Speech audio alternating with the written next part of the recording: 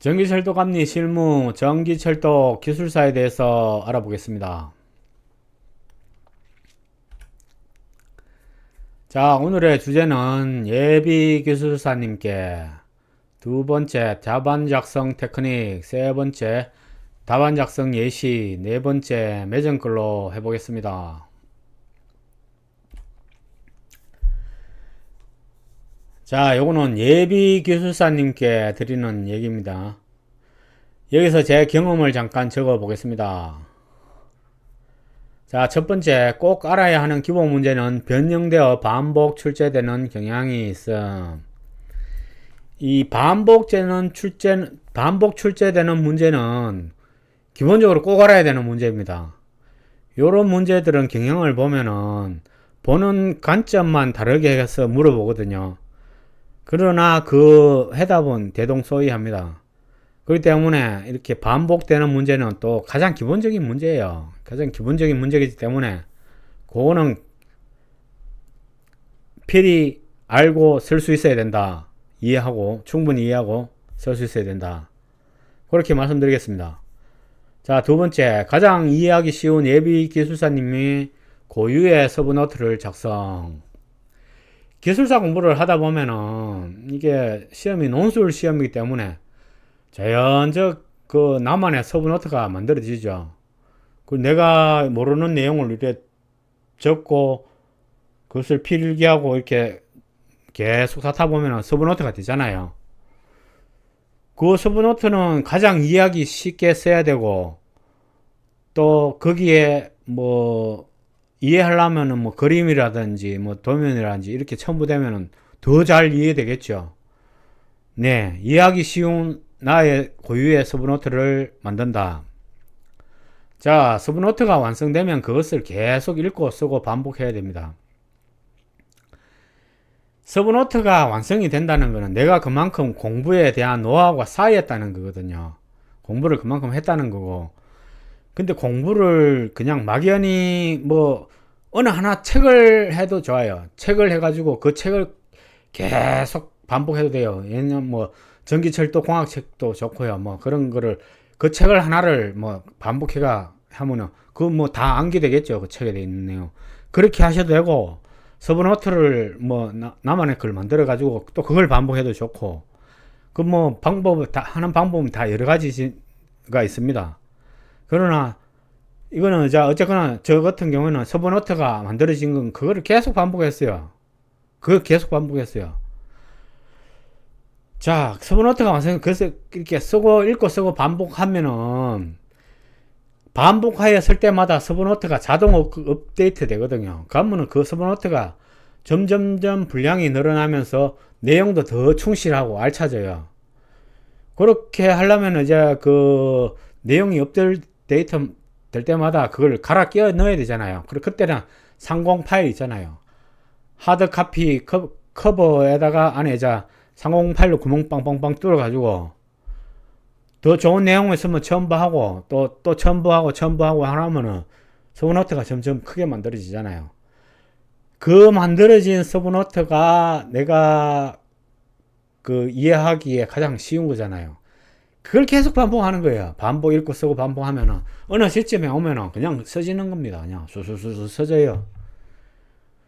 말 그대로 기술사 아닙니까? 기술을 막 할 정도가 된다니까요. 그렇게 하려면은 이제 뭐 서브노트를 쓰고 그걸 업데이트 시키고 반복한다. 자, 다섯 번째, 머리 아닌 손가락이 기억하도록 글쓰기를 해야 된다. 뭐 글쓰기는 뭐 이게 논술 시험이니까 뭐 할 수밖에 없죠. 400분 동안 써야 돼요. 계속 써야 돼요. 그렇기 때문에 손가락 힘을 키우려면은 글쓰기를 해야 된다.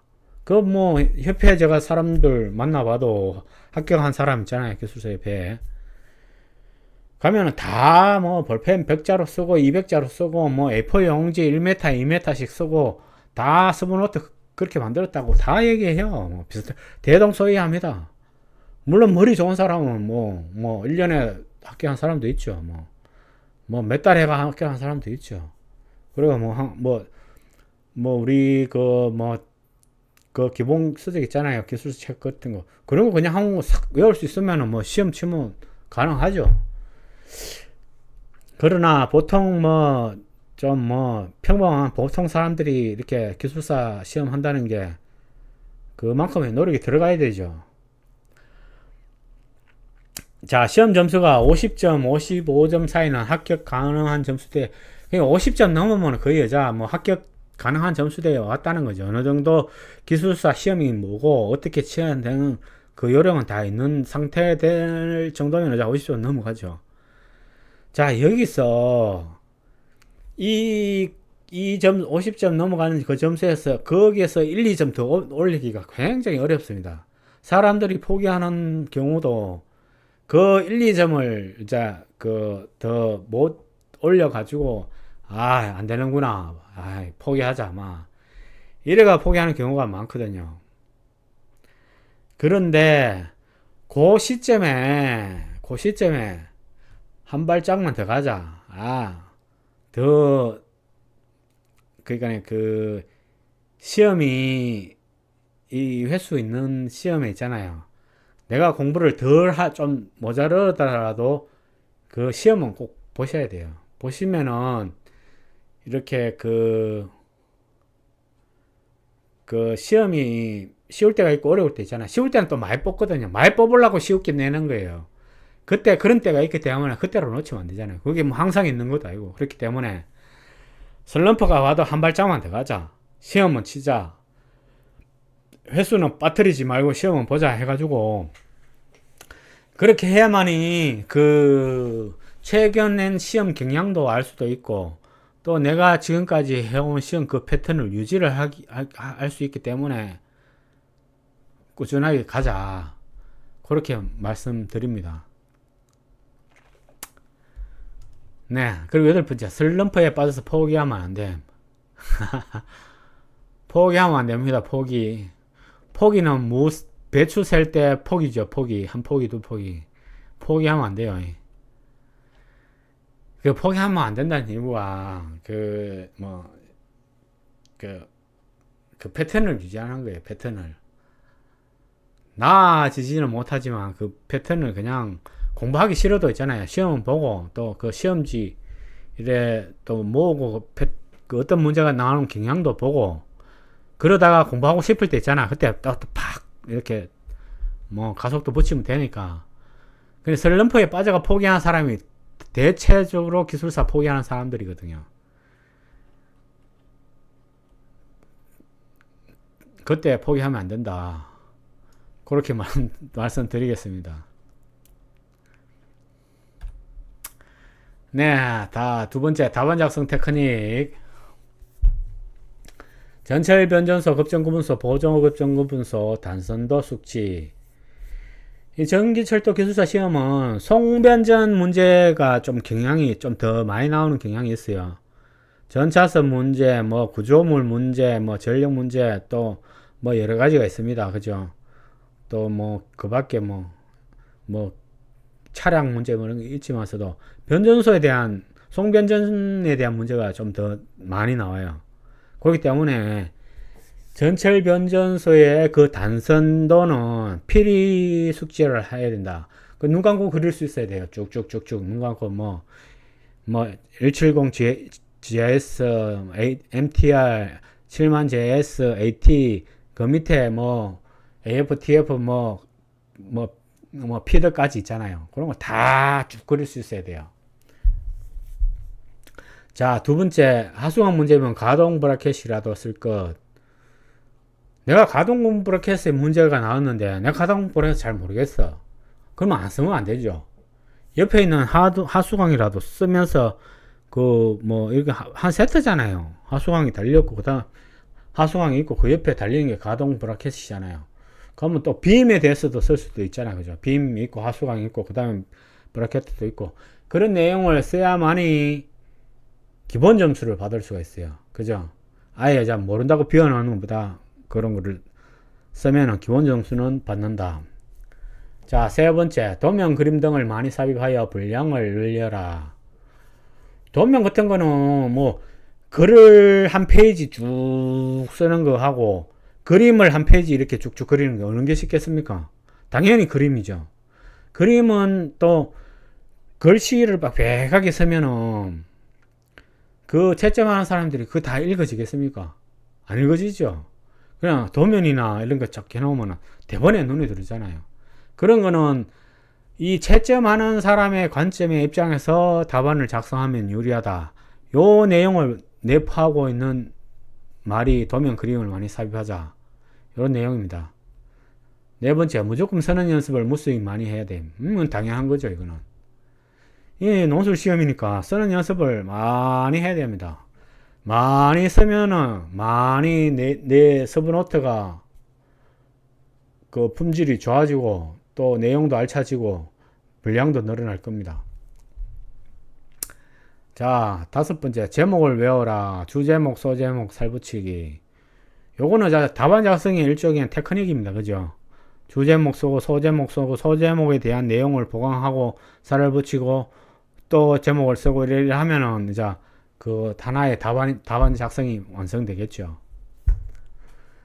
여섯 번째, 꼭 그 답안이 아니더라도 비슷한 문제의 답안이라도 쓰면은 기본 점수는 받는다. 그렇죠. 내가 잘 알고 잘할 수 있는 문제는 높은 점수를 받아야 됩니다.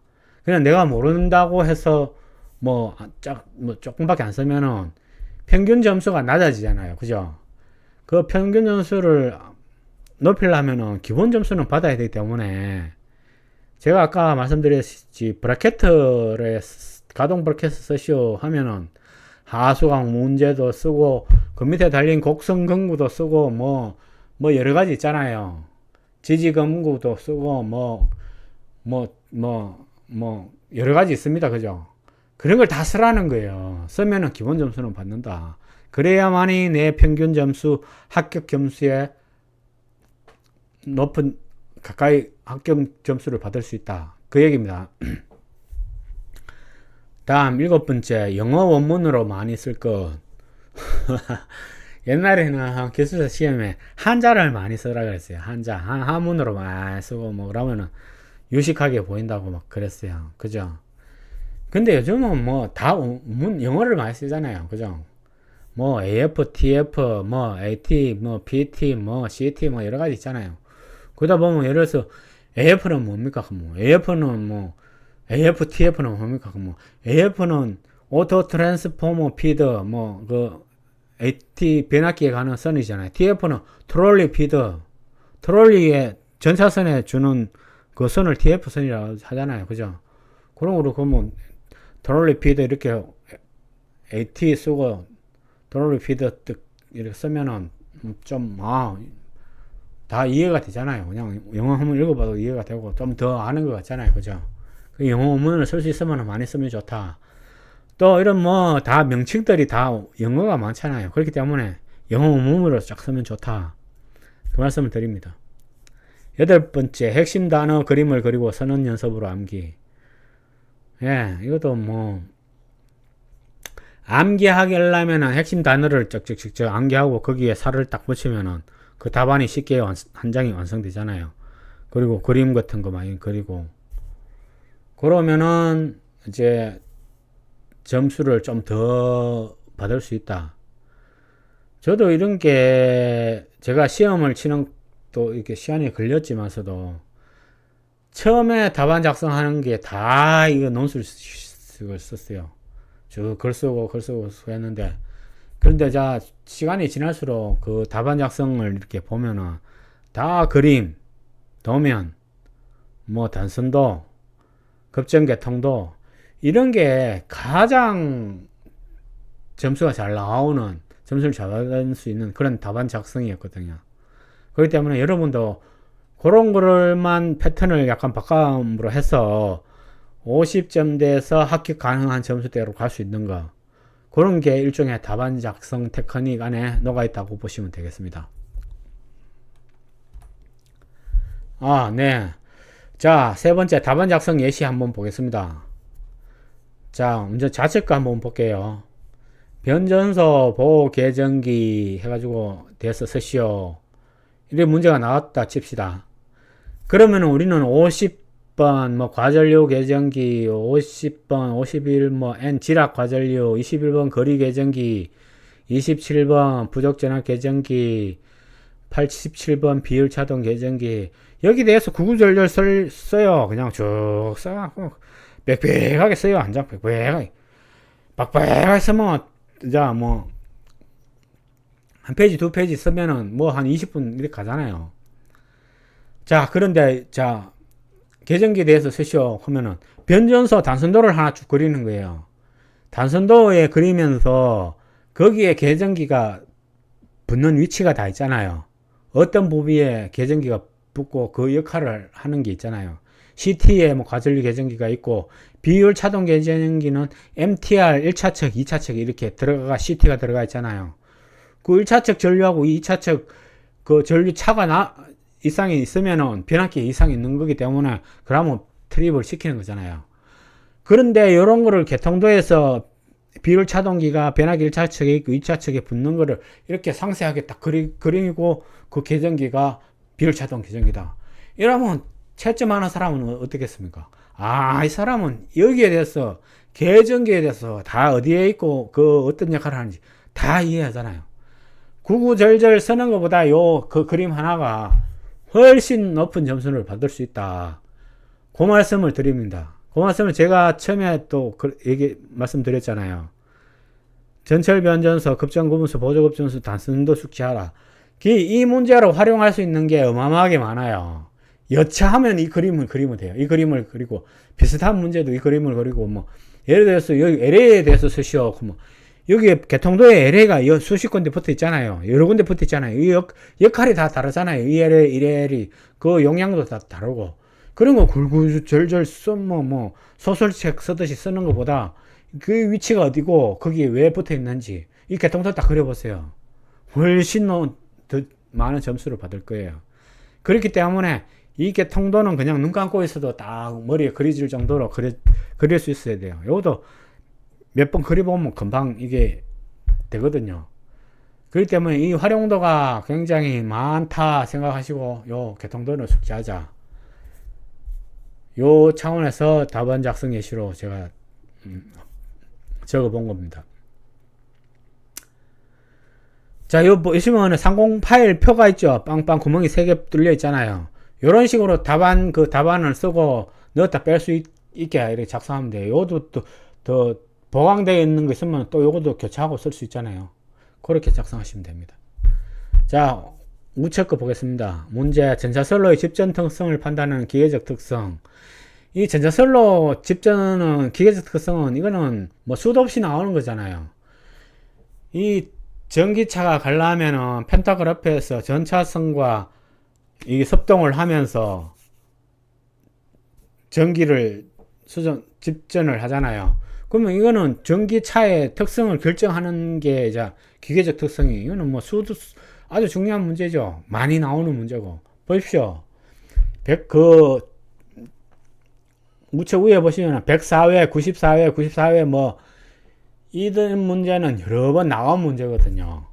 이런 거는 문제를 물어보는 관점은 여러 방향에서 물어볼 수 있어요. 이쪽에서 물어보고 뭐 위에서 물어보고 아래에서 물어보고 옆에서 물어보고 그렇게 물어볼 수 있지만 그 답은 대동소이한 거예요.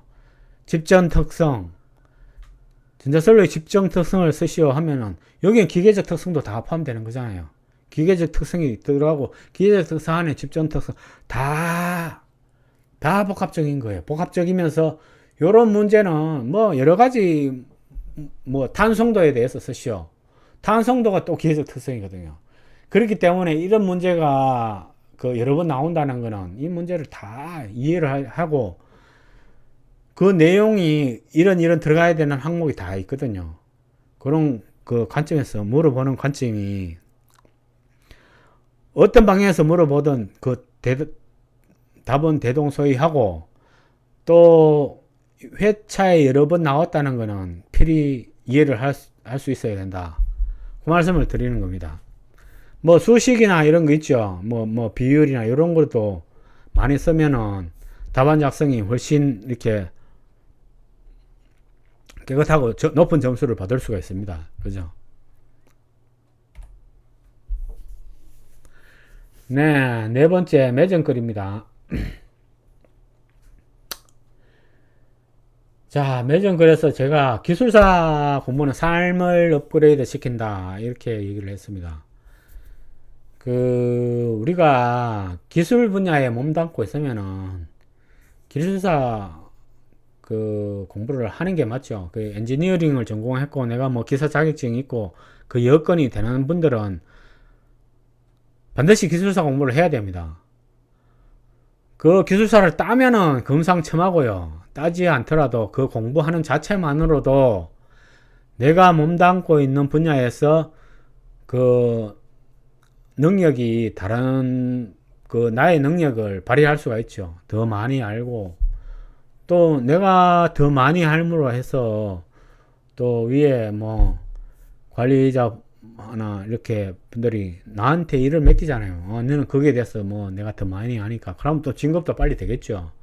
그렇기 때문에 뭐 합격을 떠나서 공대 나오고 엔지니어링을 하고 있고 뭐 기사 자격증이 있고 라면은 다음 레벨인 기술사 공부를 해야 됩니다. 하고 그 함으로 해서 내가 얻는 노하우가 이론과 현장 실무에 대해서 이렇게 겸비를 하면은 진짜 그게 엔지니어 아닙니까? 엔지니어고 쟁이고 기술자고 그렇기 때문에 기술사 공부는 뭐 하자 그렇게 말씀드립니다. 엔지니어링 분야에 종사하면 반드시 도전을 하시라 뭐 같은 말입니다. 자, 또 세 번째 기술사 공부를 시작하면은 꼭 끝을 보시라 이렇게 말씀드리겠습니다. 시간이 좀 걸릴지언정 포기하지 않으면은 될 수 있어요. 기술사 생각 뭐 어렵게 생각하면 항정없이 어려운 거고 쉽다 생각하면은 진짜 쉬운 게 또 기술사 시험이에요. 종이 한 장 차이라고 얘기하잖아요. 그 말도 뭐 일리가 있는 말이에요. 시작을 하시고 물론 어렵습니다. 현직에 일을 하면서 기술사 공부를 한다. 어렵죠. 저는 주간도 하고 야간 차단 작업 이런 건 다 야간에 해야 되잖아요. 야간 작업하고 또 비몽사몽간에 공부도 하고 현직에 일을 하면서 공부를 한다는 거는 그만큼 다른 사람보다 노력을 많이 하는 거예요. 그만큼 많이 노력하는 거고 또 한번 시작을 했다면은 꼭 한 끝을 보시면은 또 삶의 질이 한 단계 업그레이드 된다. 그 말씀을 좀 한번 드리겠습니다. 예비 기술사님의 건투를 빌겠습니다. 네. 그리고 기술사 공부를 하시다가 의문이나 또 현직에 있으면서 기술적으로 문제가 있거나 그렇게 의문사항이 있으면은 제 이메일이 있습니다. 턴오토 네이버컴 있습니다. 이쪽으로 메일을 주시면은 제가 아는 것 성의껏 말씀드리겠습니다. 네, 오늘은 여기까지 하겠습니다. 네, 감사합니다.